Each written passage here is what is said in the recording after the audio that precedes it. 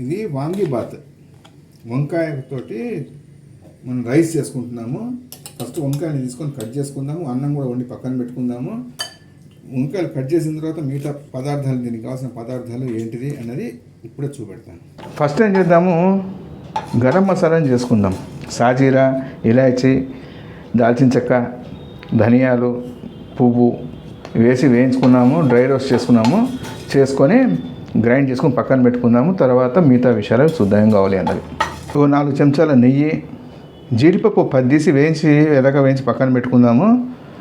ఉప్పు, పసుపు, కారము, పచ్చిమిరపకాయలు, సాజీరా, ఇలాచీ, లవంగాలు, ఇవి కావాల్సిన పదార్థాలు. చెక్క, జాజిపత్రి, జాజికాయ. పొడి చేద్దాం. జాజికాయని కొద్దిగా కత్తి పెట్టి రాకితే పొడిలాగా వస్తుంది అది. ఇవి కావాల్సిన పదార్థాలు.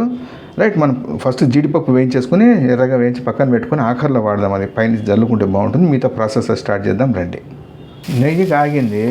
కాగానే ఏం చేసాము, గరం మసాలా, ఉప్పు వేయలేదు, కారము, పసుపు వేసేసి ముక్కల్ని వేగిన తర్వాత పచ్చివాసన పోయేంత వరకు వేగిన తర్వాత ముక్కల్ని వేసేసాము.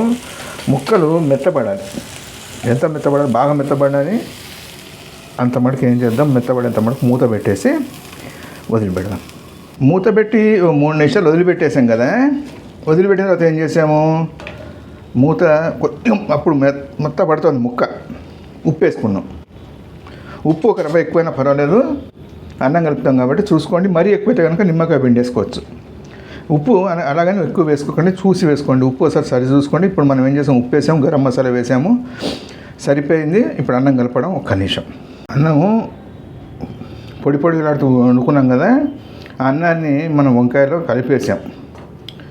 ఇప్పుడు ఏం చేద్దాము, పైనుంచి తీసుకున్న తర్వాత పైనుంచి జీడిపప్పు, కొద్దిగా కొత్తిమీర వేసుకుంటే వాంగీబాత్ రెడీ అయినట్టే.